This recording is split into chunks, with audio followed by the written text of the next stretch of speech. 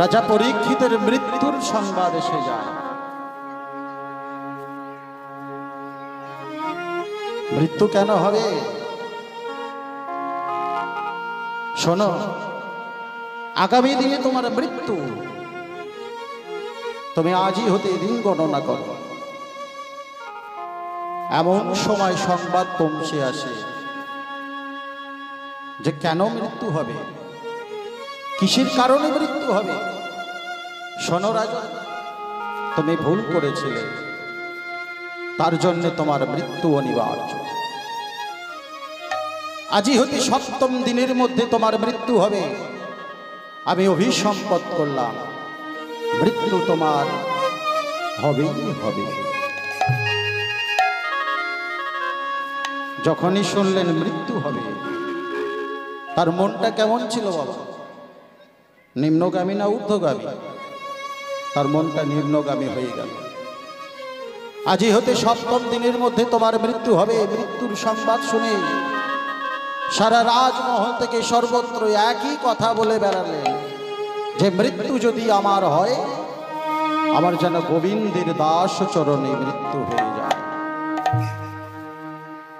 মৃত্যু কবে হলো, কি বার হলো, কি কারণে মৃত্যু হলো আমি তো জানি না প্রভু। তবে এতটুকুই জানি যে মৃত্যু মানুষকে সঠিক স্থানে পৌঁছে দেয়। আর যে মৃত্যু আমাদের সম্মুখে যখনই আসে, আমরা নিজেকে আর চিনতে পারি না। তৎক্ষণাৎ ভগবানের কাছে গিয়ে বলি, ওগো দয়াময়, ওগো দয়াময়, কৃপা করিবা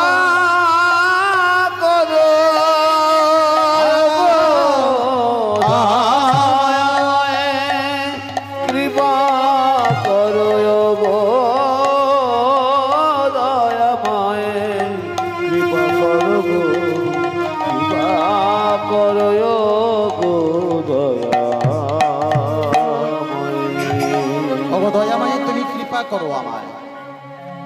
আমি জানি আগামী দিনে মৃত্যু হবে। তো মৃত্যুর সময় কি করলাম? কোনো এক ব্রাহ্মণের কাছে গেলাম, বৈষ্ণবের কাছে গেলাম, গিয়ে আমরা জীবন রক্ষার জন্য আমরা শাস্ত্রের উপাদ নিতে গেলাম। বৈষ্ণব বাবু, আপনি বলুন না আমি কি করলে আমার মৃত্যু হবে না। ব্রাহ্মণের কাছে গেলাম, হে ব্রাহ্মণ দেব, হে ঠাকুর মশাই, আপনি বলুন না কি করলে আমার মৃত্যু হবে না। মৃত্যুর কোনো ঔষধ আছে? মৃত্যুর কোনো ঔষধ নাই। আর মৃত্যুর জন্য প্রস্তুত হতে হবে সমগ্র মানুষকে।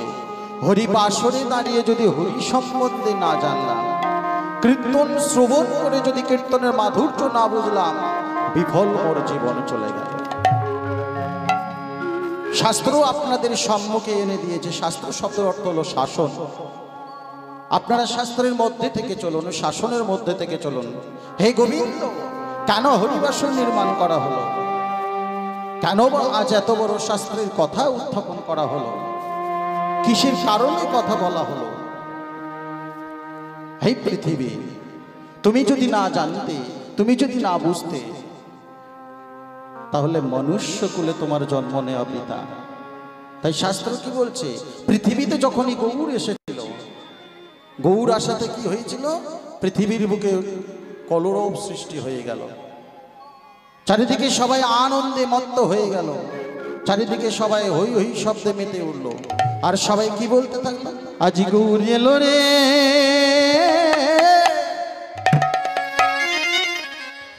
সোনার নদী,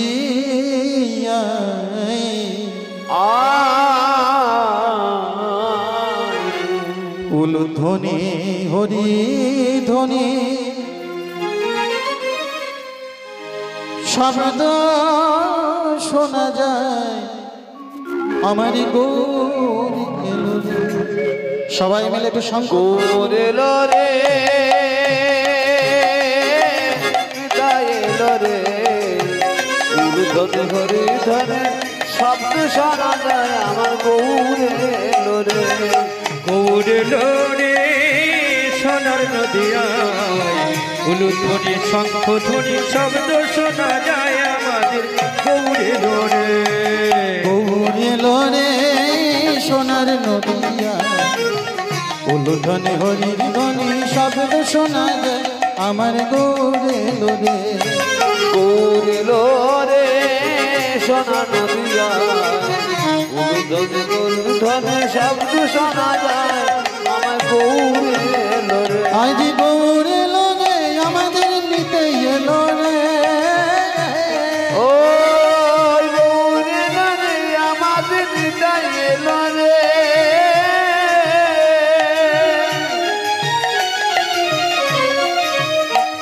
ওই গৌরে লোরে আমাদের নিতাই এলো রে গৌরে লোরে সোনার নদিয়া উলুধ্বনি হরির ধ্বনি শব্দ শোনা যায় আমার গৌরে গৌরে লোরে সোনার নদিয়ায় উলুধ্বনি হরি ধ্বনি শব্দ শোনা যায় আমাদের গৌরে লোরে আজ শান্তিপুর ডুবু ডুবু নদী ভেসে যায় ওই না শান্তিপুর ডুবু ডুবু নদী ভেসে যায় শান্তিপুর ডুবু ডুবু নদী ভেসে যায় ওই না শান্তিপুর ডুবু ডুবু নদী ভেসে যায় গৌরেলো রে নিতাই এলো রে উলুধ্বনি হরিধ্বনি শব্দ শোনা যায় তাই গৌর হরি হরি বল। লোরে গৌরে লোরে সোনার নদিয়ায় উলুধ্বনি হরি ধ্বনি শব্দ শোনা যায় আমাদের গৌরে লোরে আজ দুকুল ভেঙে ঢেউ লেগেছে নদী গোড়ার গা ওই না দুকুল ভেঙে ঢেউ লেগেছে নদী গোড়া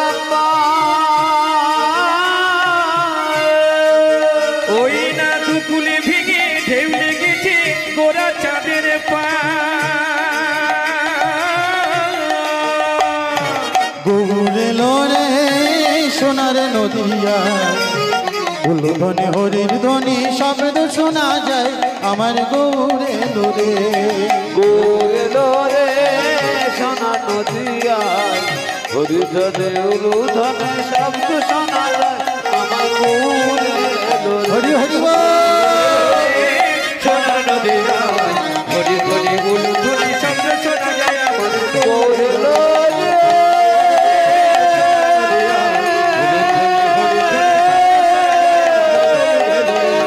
গৌরে লোরে ওই না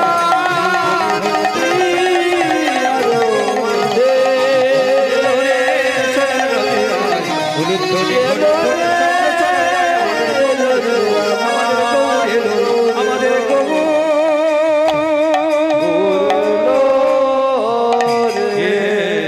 হরি হরি বল হরি হরি বল হরি হরি বল। মায়েদের আচ্ছা মায়েরা বলুন আপনারা কেমন আছেন বলুন আগে সবাই ভালো আছেন জোরসে বলুন দেখি কতটা ভালো আছেন সবাই মিলে একবার বলুন তো রাধে রাধে কোনো আওয়াজ পাচ্ছি না। আচ্ছা বাড়িতে ঝগড়া করেন না ঝগড়া করেন তো তখন তো আওয়াজটা ভালো হয় একবার প্রেম সে বলুন রাধে রাধে আচ্ছা বাবারা বলুন তো সকালবেলা যখন আপনাদের হাতে বাজারের ব্যাগ ধরিয়ে দেয় তখন আপনাদের মনটা কেমন হয় আপনারা একবার প্রেম সে বলুন নিতাই গৌর প্রেমানন্দে হরি হরি বল আচ্ছা আপনারা সবাই ভালো আছেন তো ভালোবাসাটা কি করা যাবে মাপা যাবে না মাপা যাবে না মাপা যাবে সবে লকডাউন কেটে এসছে এই বছরে তো যত গান হচ্ছে ভক্ত বেশ ভালোই আছে খারাপ না আর লকডাউনের মধ্যে তো একদম পুরো বসেই গিয়েছে তাই না তবে ভগবত ভক্ত মণ্ডলী ভক্তিমতী মায়েরা এই যতদিন পৃথিবী থাকবে ততদিন কিন্তু শতবর্ষ অন্তে অন্তে অর্থাৎ 100 বছর অন্তরে অন্তরে আমার গোবিন্দ কিন্তু একবার করে চাবুক চালাবে আর সে চাবুকটা হলো কেমন বলুন তো এই মানুষকে শিক্ষা দেওয়ার চাবুক। চাবুকটা কেমন? দেখুন, লকডাউনে গরুর মুখে কেমন মুখোশ দেওয়া থাকে, মানুষের মুখে আমরা সবাই মুখোশ পড়েছিলাম। পাখি ছিল, কাক ছিল, গরু ছিল, জীবজন্তু সবাই ছিল। কারোর লকডাউনের মধ্যে করোনা হলো না, শুধু মানুষকে হলো। মার্কণ্ডেয় পুরাণে বলা হয়েছে, বাবা, মার্কণ্ডেয় পুরাণে কি বলা হয়েছে? শতবর্ষ অন্তর্তানি জীবৎবর্ষস্ততুম স্মিতা। অর্থাৎ 100 বছর অন্তরে অন্তরে এরকম শুধু মানুষকে শিক্ষা দেওয়ার জন্য একবার করে আমাদের মুখোশ পড়তে হবে, কিচ্ছু করার নেই। শাস্ত্রে সুন্দরভাবে বর্ণনা করা রয়েছে।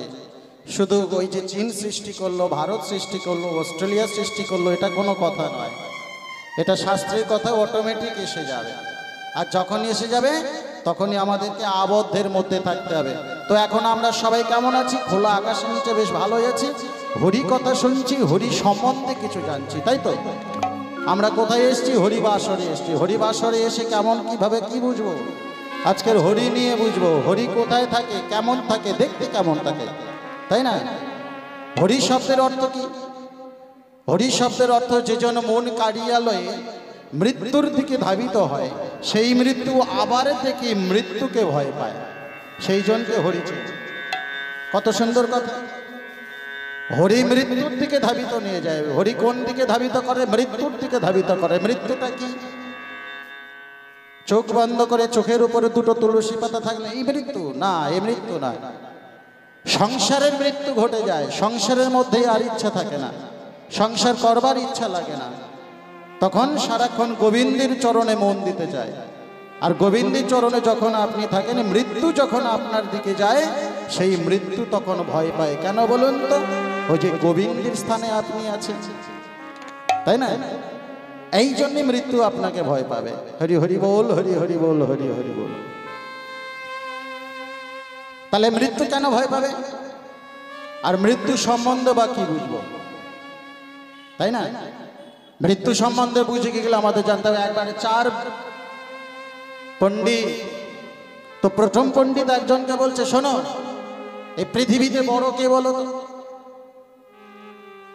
তো দ্বিতীয় পণ্ডিত যিনি বসে আছেন তিনি বলছেন যে প্রথম পণ্ডিত যেজন, সেজনার নাম কি করেছেন? বলল, পৃথিবীতে সব থেকে যদি বড় হয় সে হলো গুরু, আর কেউ বড় নেই। দ্বিতীয় পণ্ডিত বলছে, শোনো শোনো শোনো শোনো, গুরু যদি বড় হবে তাহলে কৃষ্ণ সাধনা কেন করব? কৃষ্ণের কাছে কেন যাব? রাধারানীর কাছে কেন যাব? তৃতীয় পণ্ডিত বলছে, শোনো, গুরু আছে একজন, পৃথিবীতে যেই জন সব থেকে বড় তাকে আমি চিনি। বলে, কে? বলল, পৃথিবীতে যদি কেউ বড় হতে হয় সে হলো একমাত্র অনন্ত নারায়ণ। দ্বিতীয় পণ্ডিত বলছে, শোনো, অনন্ত নারায়ণ যদি বড় হবে তাহলে পৃথিবী টলমল কেন করে? দ্বিতীয় যে পণ্ডিত ছিলেন তিনি বলছে, শোনো, এই আমাদের মতো পাষণ্ড পাপীরা যতদিন থাকবে ততদিন এই অনন্তদের পৃথিবী এক স্কন্ধে থেকে নিয়ে আর এক স্কন্ধে যখনই রাখবে তখনই পৃথিবী টলমল করবে। তৃতীয় পণ্ডিত বলছে, বেশ, অনন্ত নাগ যদি বড় হয় তাহলে অনন্ত নাগকে যে জন্য জড়িয়ে রেখেছে সে কত বড় ভক্ত। ভালো শিক্ষামূলক কথা, শাস্ত্রের কথা। কে জড়িয়ে রেখেছে বলুন তো দেখি মায়েরা? অনন্ত নাগকে কে ধারণ করে রেখেছে? দ্বিতীয় পণ্ডিত বলছে, প্রথম যদি অনন্ত নাগ বড় যদি হবে, পৃথিবী যদি ধারণ করে থাকবে, তাহলে অনন্ত নাগকে যেজন স্কন্ধে নিয়েছে সে কত বড় ভক্ত। কে বলুন তো? মহাদেব, তাই না? তাহলে অনন্ত নাগকে মহাদেব স্কন্ধে ধারণ করে রেখেছে। তাহলে প্রথম পণ্ডিতের কথা আর সত্য হলো না, কারণ প্রথম পণ্ডিত বলেছে অনন্ত নাগ বড়, আর অনন্ত নাগকে ধারণ করে রেখেছে কি না মহাদেব। তৃতীয় পণ্ডিত বলছে শোনো শোনো শোনো শোনো, অনন্ত নাগ যদি বড় হবে, অনন্ত নাগকে যেজন ধারণ করে রেখেছে মহাদেব যদি বড় হবে, তাহলে মহাদেবের থেকে আরো একজন বড় ভক্ত আছে।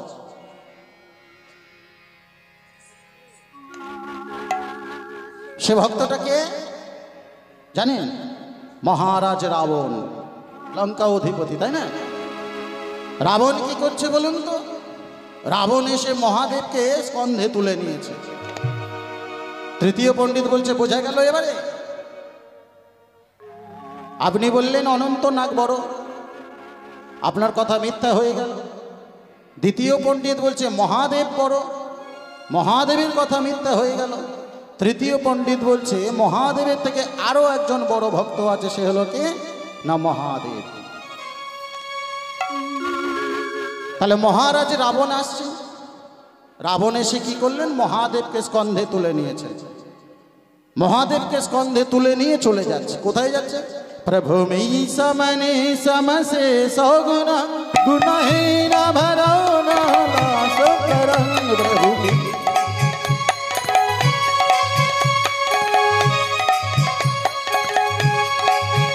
রণ নির্জিত দুর্জয় দৈত প্রণমামি শিবম শিব কল্পতরু বনমামে মামে শিব কল্পতরু।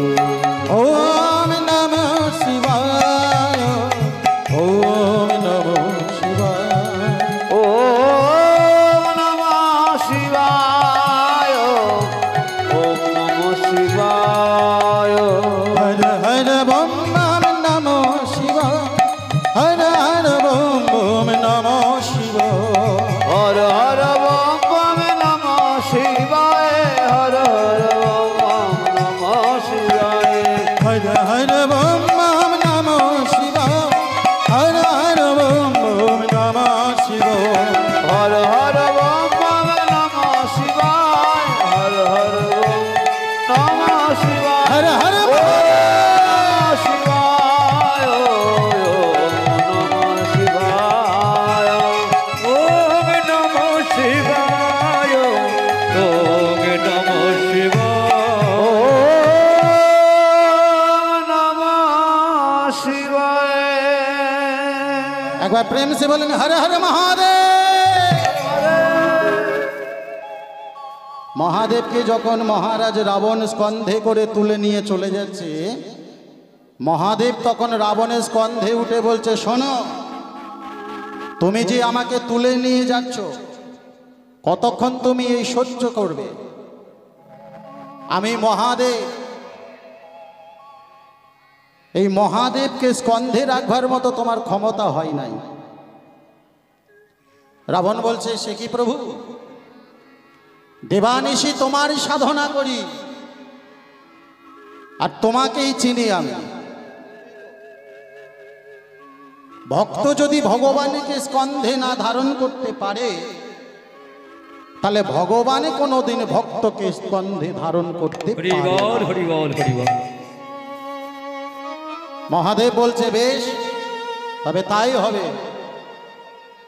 চলো দেখি তুমি কত দূর নিয়ে যেতে পারো। মহাদেব স্কন্ধে উঠে আছে। মহাদেব, রাবণ চলেছেন পথে, হাঁটতে হাঁটতে হাঁটতে হাঁটতে চলেছে। যতই হাঁটছে মহাদেব তত স্কন্ধে উঠে বলছে শোনো রাবণ, তোমার কাছে যে চন্দ্রহাস খড়গটা রয়েছে, তুমি মনে করেছো আমার থেকে বেশি ক্ষমতা ওই চন্দ্রহাস খড়গে, তাই না? কোনোদিনই নয়। মহাদেব যাকে পরিচালনা করে সেই পরিচালক পৃথিবীতে পরিচয় ঘটে, না হলে চন্দ্রহাস খড়গের কোনো অধিকার নেই, কোনো ক্ষমতাও নেই। শোনো রাবণ,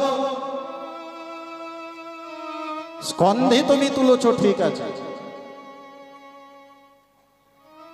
মনে রেখো আমার শর্ত, একবার তুমি যেখানে বসাবে আমি কিন্তু সেখানেই বসে যাব, দ্বিতীয়বার তোমার স্কন্ধে আমি উঠব না।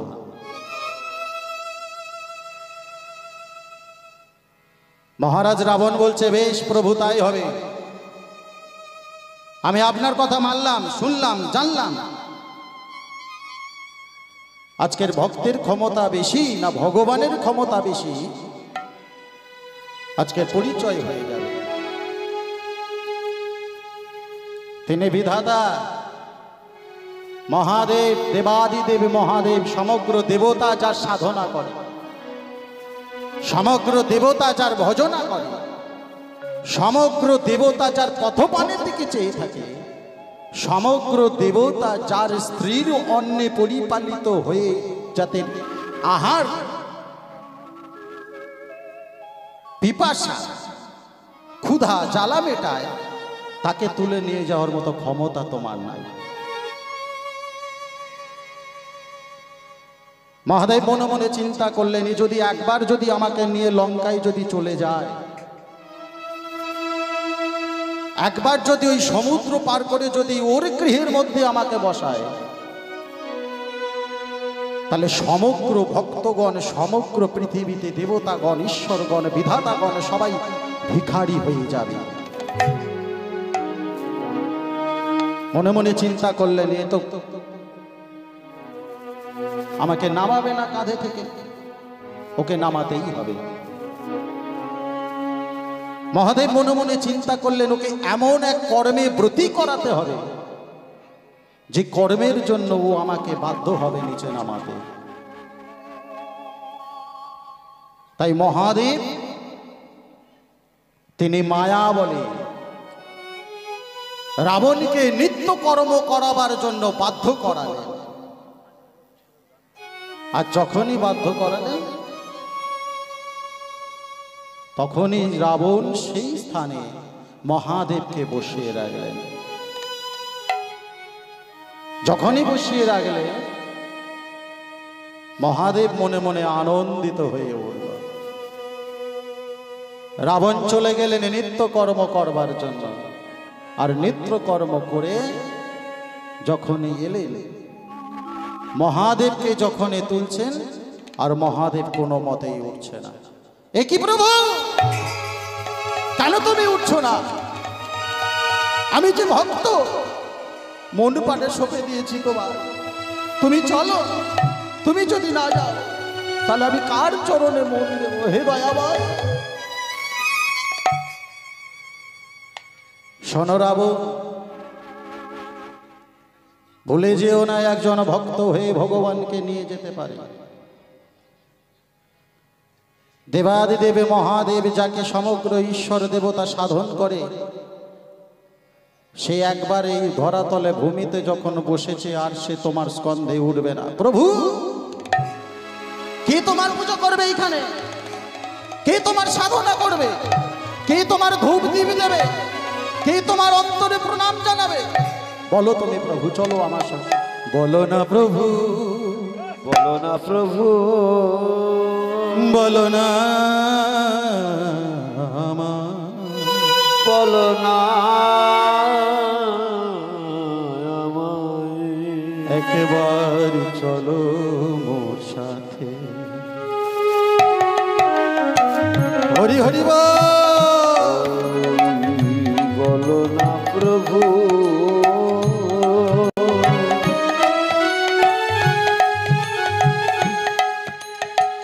বলো না আমায়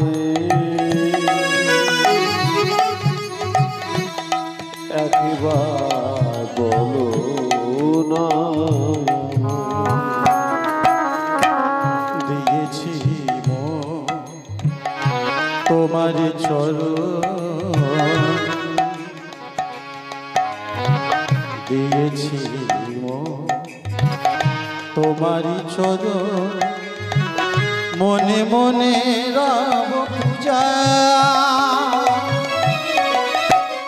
একবার চলো দয়াময়, ও একবার চলো দয়াময়। হরি হরি বল প্রভু, প্রভু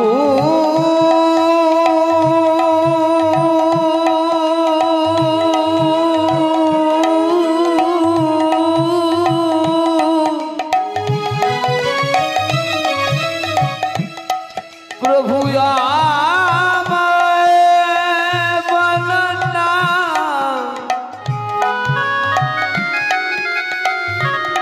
বলো না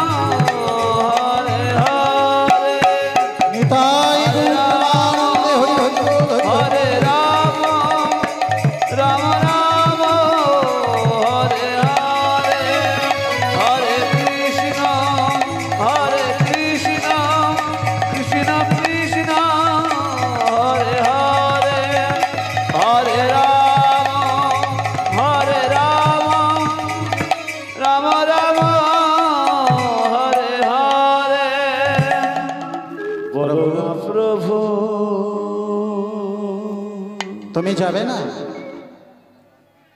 দেখো প্রভু, এই ফাঁকা জায়গায় কেউ তোমাকে চিনবে না।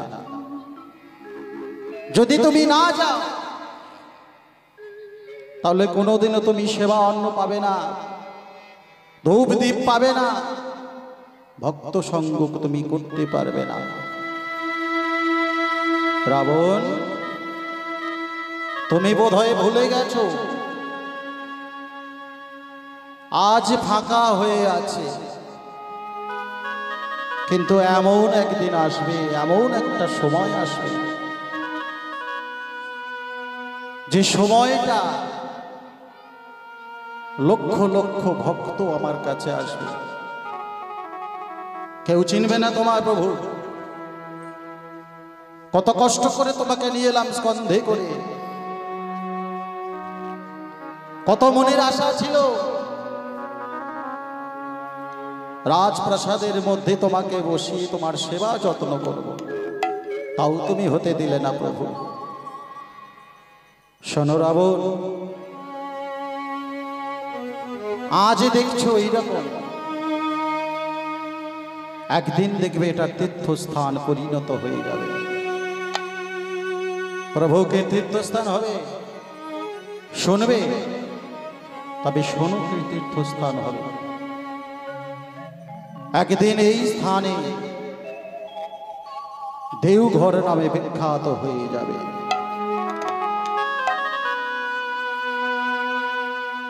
চতুর্থ পণ্ডিত বলছে, শোনো শোনো।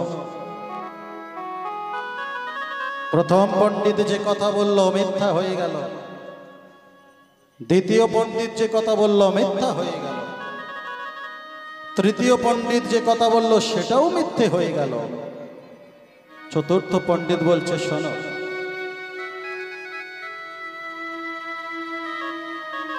এই থেকে আরো বড় ভক্তের সৃষ্টি হয়েছে পৃথিবীতে, জানো কে বলো তুমি? তবে শোনো, এমন ভক্ত পৃথিবীতে রচনা হয়েছে, সেই ভক্তকে নিধন করবে। চতুর্থ পণ্ডিত যখনই কথাটা বলেছে, আরো তিনজন পণ্ডিত সবাই অবাক হয়ে গেল। বলছে শোনো, যে রাবণ মহাদেবকে স্কন্ধে করে নিয়ে চলে গেল, যে রাবণ ভগবানকে নিয়ে গেল, অনন্ত দেবকে নিয়ে গেল, সেই রাবণকে বধ করাবার জন্য আরো পৃথিবীতে বড় ভক্তের সৃষ্টি হয়েছে। কি জানো? জানো না তো? রঘুপতি রাঘব রাজা রাম পতিত পাবন সেই তারা। হরি হরি বল। রঘুপতি রাঘব রাজা রাম পতিত পাবন সীতারাম। রঘুপতি রাঘব রাজা রাম পতিত পাবন সীতারাম। রঘুপতি রাজা রাম পতিত পাবন সেই তারা। জয় জয় রঘুপতি রাঘব রাজা রাম পতিত পাবন সীতারাম। রঘুপতি রাজা রাম পতিত পাবন সেই তারা। রঘুপতি রাঘব রাজা রাম পতিত পাবন সীতারাম। রঘুপতি রাজা রাম পতিত পাবন সেই তারা। জয় জয় রঘুপতি রাঘব রাজা রাম পতিত পাবন সীতারাম। জয় সীতারাম জয় সীতারাম সীতারাম জয় সীতারাম। হরি হরি বল। রঘুপতি রাঘব রাজা রাম পতিত পাবন সীতারাম। জয় সীতারাম জয় সীতারাম সীতারাম জয় সীতারাম। সীতারাম জয় সীতারাম সীতারাম জয় জয় সীতারাম জয় সীতারাম সীতারাম জয় সীতারাম। রঘুপতি রাঘব রাজা রাম পতিত পাবন সীতারাম।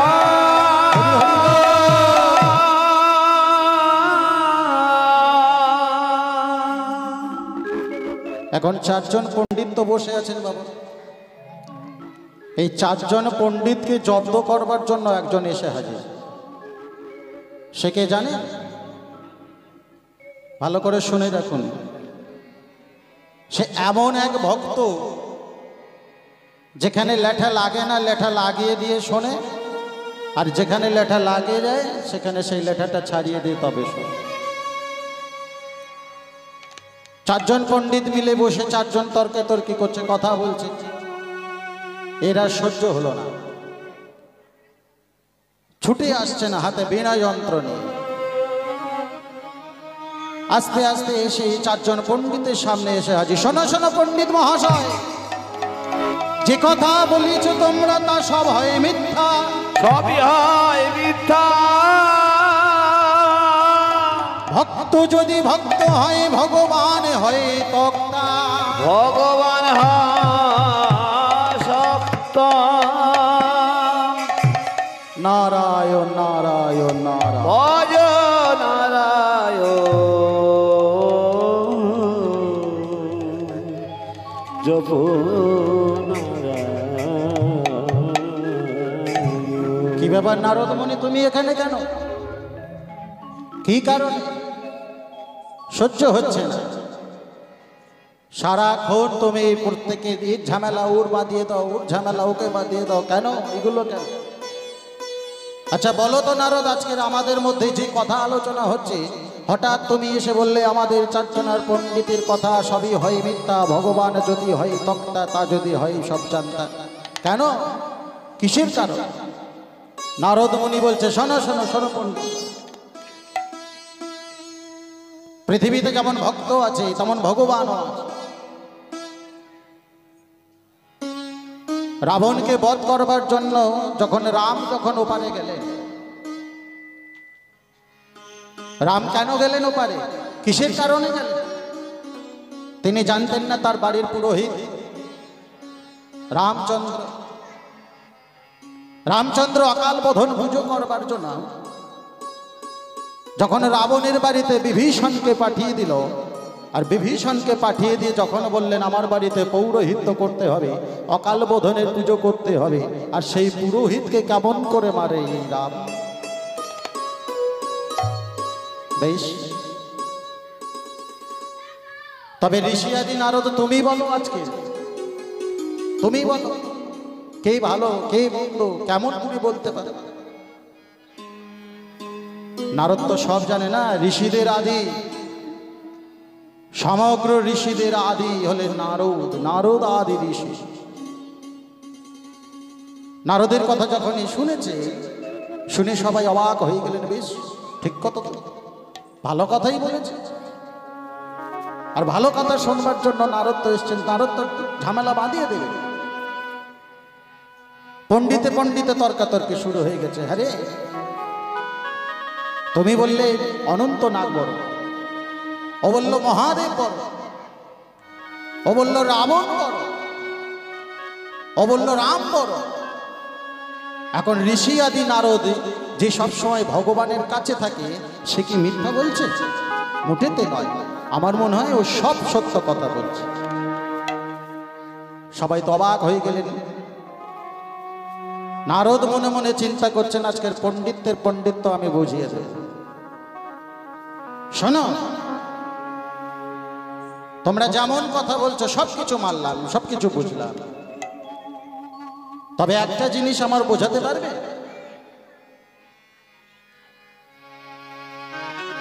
অযোধ্যা নগরে কি আর কোনো ব্রাহ্মণ নেই?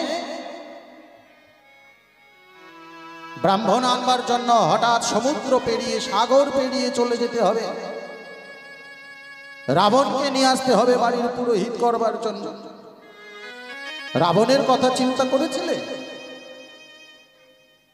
রাবণ কিন্তু কোনোদিনও ভাবেনি যার বাড়িতে পৌরোহিত্য করতে যাচ্ছি সে একদিন আমাকে মারবে। রাবণ এসেছিলেন আনন্দ সহকারে, আর রাবণ এসে আমাকে বলেছিল, রাবণ যখনই রামের কাছে এলে, অকাল বোধনের পুজো যখনই করলেন, অকাল বোধনের পুজোতে রাম কিন্তু যজমানের আসনে বসেছিলেন আর পৌরোহিত্য করছিলেন মহারাজ রাবণ। রাবণ সংকল্প করিয়ে দিলেন, তুমি দীর্ঘায়ু হও, তুমি যোদ্ধা হও, তুমি তেজস্বী হও, তুমি বলবান হও, পৃথিবীতে এক নামে তোমাকে সবাই চিনো, তুমি শক্তিশালী পরাক্রম ব্যক্তি হয়ে ওঠো। তিনি তো কোনোদিন বলেননি যে রাম তোমার বাড়ির পুরোহিত আমি, সীতা আমাকে তুলে নিয়ে গেছি, তুমি আমাকে মারবে না, আমাকে হত্যা করবে না, কখনো বলে। ভগবান রামচন্দ্র 14 বছর বনবাসে থাকার সময় 14টা গ্রাম, 14টা নগর, 14টা রাজ্য যখনই ঘুরে বেড়ালেন, ঘুরতে ঘুরতে যখন কিষ্কিন্ধা নগরে গিয়ে পৌঁছালেন, সেই সময় সীতা দেবীকে তুলে নিয়ে গেল মহারাজ রাবণ। অরণ্যের মধ্যে দাঁড়িয়ে পুজো করা হয়ে গেল। আজ তোমরা চারজন পণ্ডিত গেলে তোমরা বলে যাচ্ছ সবাই বড়।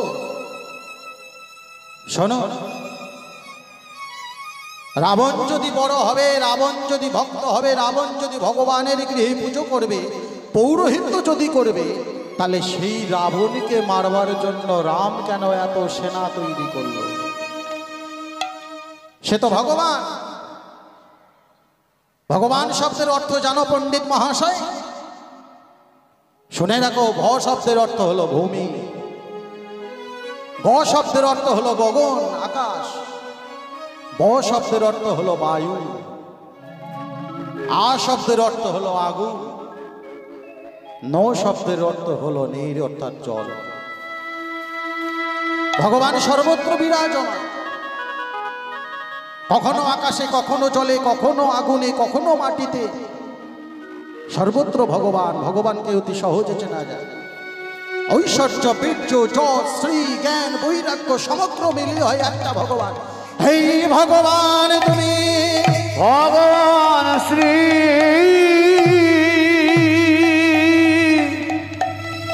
আছো এই পৃথিবীতে, পৃথিবীতে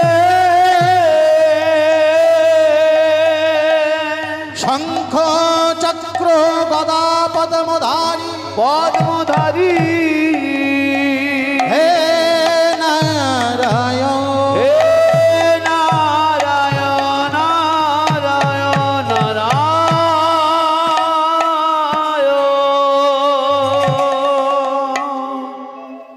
ভগবানকে চেনা সহজে যায়। আর ভগবানকে চিনতে গেলে মনের দিক থেকে মনকে এক জায়গায় বসাতে হয়। নারায়ণ মন যদি ঠিক জায়গায় না বসাও, ভগবানকে তুমি পাবে না। মনই হলো তোমার ভগবান। ভগবান সর্বত্র থাকে, সর্বত্র বিচারবান, সর্বত্র বোঝা যায় ভগবানকে। অকাল বোধনের পুজো সমাপ্তর পরে যখন ভগবান রামকে যখন হত্যা করলেন, নিধন করলেন, রাবণ কি বলেছিল? রাবণ বলেছিল, প্রভু ঘাটে যেমন নৌকা বাঁধা থাকে, মাঝি যতক্ষণ না নৌকার কাছে আসে, মাঝি বুঝতে পারে না যে আমাকে কে পরিচালনা করবে। তদ্রূপ আমি ভক্ত পৃথিবীতে জন্মগ্রহণ করেছি। আমি যদি শত্রুর ভূমিকায় অভিনয় না করতাম, যদি শত্রুর মতো আচরণ না করতাম, তাহলে তুমি কি আমার কাছে আসতে প্রভু? কোনোদিনে আসতে না। শোনো, মৃত্যু তোমার হবে তো হয়েছে, কি চাও তুমি বলো? এই প্রভু, আমি কি চাই জানো? আমি শুধু আমার মুক্তি চাই।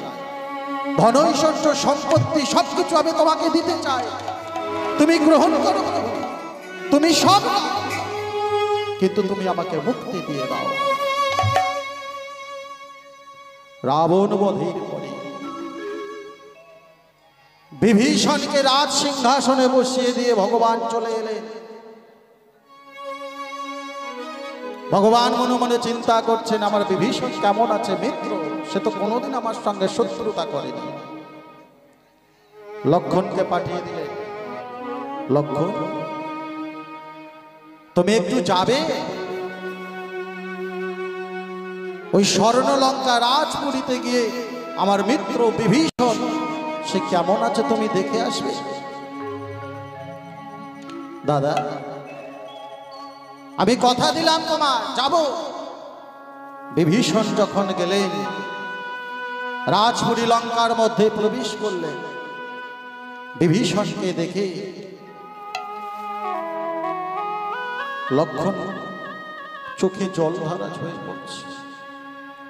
হে প্রভু, আজ তুমি এসেছ, এতদিন পরে আমি কেমন আছি? আমার প্রভু এলো না, যাকে আমি বেশি ভালোবাসতাম, যাকে বেশি শ্রদ্ধা করতাম, যে আমার নয়নের মণি, যার চরণে মন প্রাণ সব সঁপে দিয়েছি, যে ছাড়া কাউকে আমি কোনোদিনও চিনতাম না, নিজের সন্তান চলে গেল, ওই স্বর্গ সব চলে গেল।